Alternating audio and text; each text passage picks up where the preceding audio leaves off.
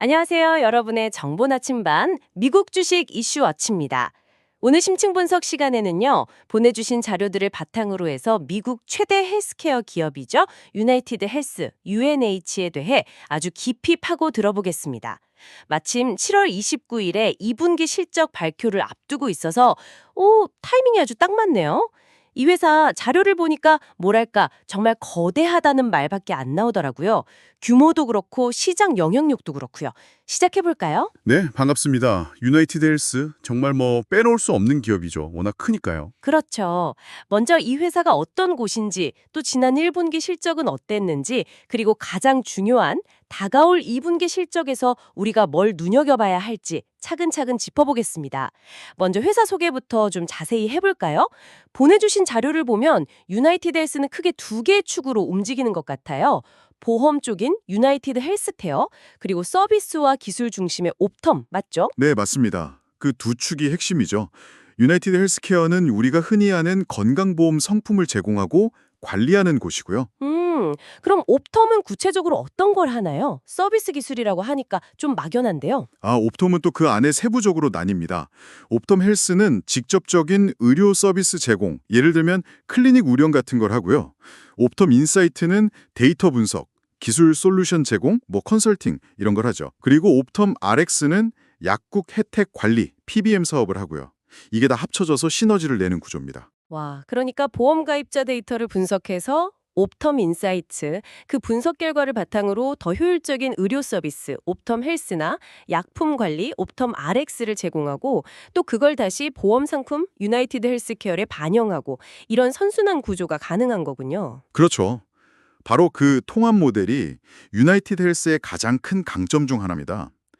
데이터와 서비스, 보험이 묶여 돌아가는 거죠. 정말 대단한데요. 2024년 매출이 4천억 달러, 직원이 40만 명. 이건 뭐 거의 작은 국가 수준 아닌가요? 네, 규모 면에서는 정말 압도적입니다. 그리고 시장 점유율.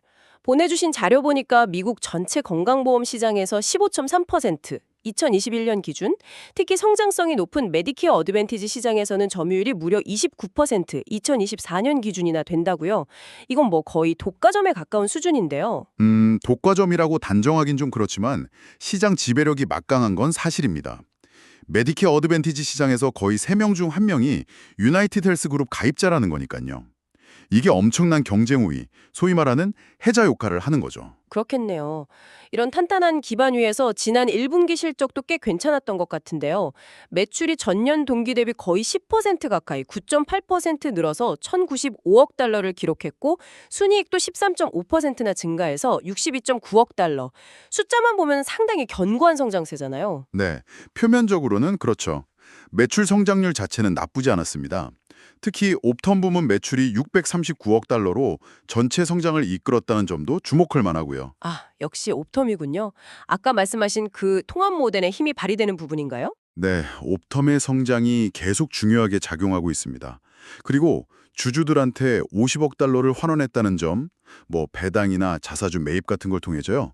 이것도 투자자 입장에서는 긍정적으로 볼 수 있는 부분이고요. 맞아요. 실적도 성장하고 주주 환원도 하고 이런 흐름이라면 다가오는 2분기도 좀 기대해 볼 만하지 않을까요? 보내주신 분석 보고서 중에 번스타인 같은 경우는 장기적으로 연평균 EPS, 그러니까 주당 순이익이 19%나 성장할 거라고 예측하면서 여전히 매수 추천을 유지하고 있더라고요. 네, 그런 장기적인 긍정론도 분명히 존재합니다. 단기적인 어려움에도 불구하고 회사의 근본적인 경쟁력과 성장 잠재력은 여전하다는 시각이죠. 그렇죠. 그리고 2분기 매출 예상치도 보면 1,115억 달러 이상으로 전년 대비 12% 이상 증가할 거라는 전망이 우세하고요. 이익은 좀 줄어도 외형 성장은 계속된다. 이건 긍정적인 신호 아닌가요? 현재 주가가 이런 성장성을 제대로 반영하지 못하고 저평가 상태일 수도 있다는 분석도 있고요. 근데요, 그 1분기 실적을 조금 더 자세히 들여다보면 마냥 웃을 수만은 없는 상황이었습니다. 사실 그 이면을 봐야 하는데요. 이면이라면 어떤 걸 말씀하시는 거죠? 가장 중요한 지표 중 하나인 주당 순이익, EPS가 문제였습니다. 조정 EPS 기준으로 7.20달러를 기록했는데 이게 시장의 기대치였던 7.29달러에 못 미쳤어요. 아, EPS 미스. 그게 그렇게 큰 충격이었나요? 숫자가 아주 크게 차이 나는 것 같지는 않은데요. 이게 시장에서는 상당히 실망스럽게 받아들여졌습니다. 그래서 실적 발표 직후에 주가가 하루 만에 19%나 급락했죠. 그리고 그 여파가 계속되면서 보내주신 자료에도 나오지만 2025년 들어서 주가가 무려 44% 이상 하락한 상태입니다.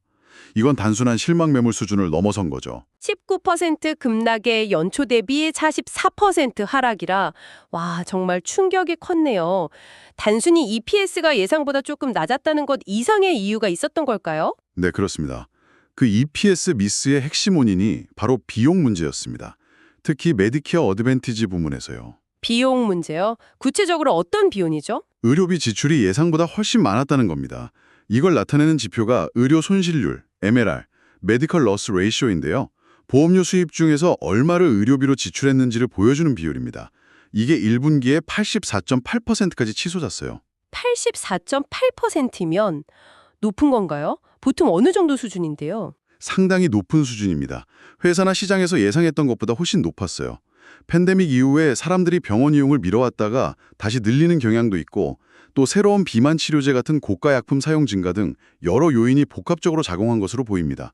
어쨌든 예상보다 비용이 많이 나가니까 수익상이 악화된 거죠. 아, 사람들이 병원을 더 많이 가고 비싼 치료를 받으면서 보험사의 부담이 확 늘어난 거군요. 그럼 업텀 쪽은 괜찮나요? 거긴 성장했다고 했잖아요. 업탄 부분도 성장은 했지만 세부적으로 보면 업텀 헬스 쪽은 회원 프로필 변화, 그러니까 상대적으로 의료 서비스를 더 많이 이용하는 회원 구정이 늘어나는 등의 이유로 성장이 좀 제한적이었습니다. 기대만큼 폭발적인 성장은 아니었다는 거죠. 그렇군요. 내부적인 비용 압박도 문제인데 외부적인 리스크도 만만치 않다고 들었어요. 보내주신 뉴스 클리핑들을 보니까 뭐 조사 얘기도 있고 CEO 사임도 있었고 사이버 공격 얘기도 있던데요. 네, 맞습니다. 여러 가지 악재가 겹쳤죠. 우선 미국 법무부에서 유나이티드 헬스의 메디케어 어드밴티지 관련 청구 관행에 대해 조사할 수 있다는 얘기가 계속 나오고 있습니다. 이게 실제 조사로 이어지고 문제가 발견되면 상당한 벌금이나 사업 관행 변경으로 이어질 수 있는 리스크죠. 청구 간행이라면 뭐 부당 청구 이런 건가요? 네, 그런 의혹들이 제기되고 있는 거죠. 그리고 지난 2월에는 그룹 CEO인 앤드류 위티경이 갑작스럽게 건강 문제로 사임했습니다. 물론 임시 CEO 체제로 운영되고는 있지만 리더십 공백에 대한 우려가 없을 수는 없죠. 아, CEO 사임도 있었군요. 그리고 사이버 공격은 뭔가요? 예전 일 아닌가요? 네, 올해 초에 자회사인 체인지 헬스케어가 대규모 사이버 공격을 받아서 미국 전체 의료 청구 시스템에 큰 혼란이 있었습니다. 이게 직접적으로 유나이티드 헬스 실적에도 영향을 미쳤고 그 여파가 아직 완전히 가시지 않았다는 분석도 있습니다. 복구 비용이나 평판 손상 같은 문제들이 남아있을 수 있죠. 와, 내부 비용 문제, 정부 조사 가능성, 리더십 교체, 사이버 공격 후유증까지 정말 사방에 악재가 널려 있는 느낌인데요. 그렇죠. 상황이 상당히 복잡하고 어렵습니다. 그래서 가장 결정적인 사건이 발생했죠.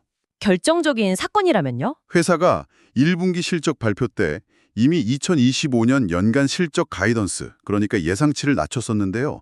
거기서 그치지 않고 5월에는 아예 그 연간 가이던스를 전면 철회해버렸습니다. 네, 가이던스를 아예 없앴다고요? 그건 정말 흔치 않은 일 아닌가요? 그렇습니다. 이건 정말 이례적인 조치입니다. 보통 기업들은 어떻게든 예상치를 게시하려고 하거든요. 이걸 철회했다는 건 경영진 스스로도 지금 당장 앞으로의 실적을 예측하기가 극도로 어렵다. 불확실성이 너무 크다는 것을 인정하는 셈입니다. 투자자들 입장에서는 최악의 신호 중 하나죠. 와, 가이던스 철회라. 이건 정말 심각하게 받아들여야 할 문제네요. 앞이 안 보인다는 얘기니까요. 네. 그래서 시장에서는 다가오는 2분기 실적에 대한 기대치를 계속 낮추고 있습니다. 현재 예상치를 보면 2분기 EPS가 작년 같은 기간보다 무려 27% 이상 급감할 것으로 보고 있어요.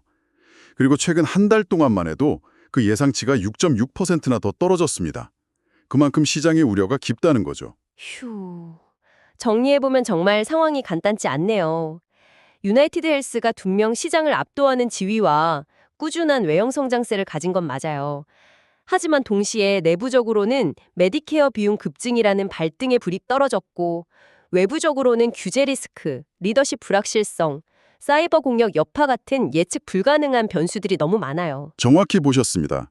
그게 지금 유나이티드 헬스가 처한 현실입니다. 그래서 다가오는 2분기 실적 발표가 정말 중요하겠네요. 단순히 2분기 숫자 자체보다도 회사가 이 심각한 비용 문제에 대해서 어떤 구체적인 해결책을 가지고 있는지, 그리고 앞으로의 전망, 특히 철회했던 가이던스에 대해서 어떤 설명을 내놓을지가 최대 관건이 될 것 같습니다. 이것이 당신에게는 어떤 의미로 다가오시나요? 네, 바로 그 점입니다. 여기서 우리가 던져봐야 할 질문은 이거죠. 연간 가이던스까지 철회할 정도로 안개가 자욱한 상황에서 유나이티드 헬스 경영진이 과연 이 비용 문제의 심각성을 제대로 인지하고 또 통제할 수 있는 구체적인 계획을 가지고 있느냐 하는 겁니다. 구체적인 계획이요. 네. 단순히 시장에 낮아질 대로 낮아진 2분기 예상치를 그냥 충족시키는 것만으로는 부족할 수 있다는 거죠.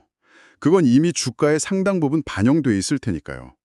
투자자들의 불안감을 해소하고 신뢰를 회복하려면 그 이상의 무언가가 필요합니다. 그 이상의 무언가라면 예를 들어 어떤 걸까요? 예를 들면 급증한 MLR을 안정화시키기 위한 구체적인 방안 제시라든지 옵턴 부문의 성장 전략을 더 명확히 밝힌다든지 혹은 가능하다면 제한적이라도 좋으니 향후 실적에 대한 새로운 가이던스를 제시하는 모습 같은 것들이죠.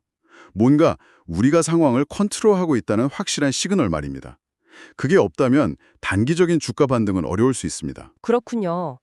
단순히 숫자를 맞추는 걸 넘어서 회사가 현재의 위기를 어떻게 극복해 나갈 것인지에 대한 명확한 로드맵과 자신감을 보여주는 것이 중요하겠네요. 맞습니다. 이번 실적 발표는 유나이티드 헬스에게 정말 중요한 분기점이 될 수 있습니다. 네, 오늘 저희가 보내주신 자료들을 바탕으로 유나이티드 헬스의 현재 상황과 다가올 실적 발표의 핵심 쟁점들을 깊이 있게 살펴봤는데요. 오늘 분석이 이 회사에 대한 여러분의 이해를 넓히는데 조금이나마 도움이 되셨기를 바랍니다. 네. 시장의 기대와 우려가 교차하는 만큼 29일 발표 내용을 면밀히 지켜봐야 할 것 같습니다. 하지만 늘 그렇듯이 오늘 저희가 나눈 이야기들은 정보 제공과 분석을 위한 것이지 투자 추천이 아닙니다. 모든 최종 투자 판단과 그에 따른 결정의 책임은 전적으로 투자자 본인에게 있다는 점 꼭 기억해 주시기 바랍니다. 그리고 한 가지 더 유의하실 점은 이 정보는 저희가 분석 과정에서 AI의 도움을 일부 받았기 때문에 여러분께서 직접 보신 원본 자료나 다른 분석과 해석상의 미묘한 차이가 있을 수 있다는 점입니다. 항상 다양한 정보를 교차 확인하시는 것이 중요합니다. 네, 맞습니다. 오늘 심층 분석은 여기서 마무리하고요. 저희 미국 주식 이슈 워치는 다음에 더 유익하고 깊이 있는 정보로 다시 찾아뵙겠습니다. 감사합니다. 감사합니다.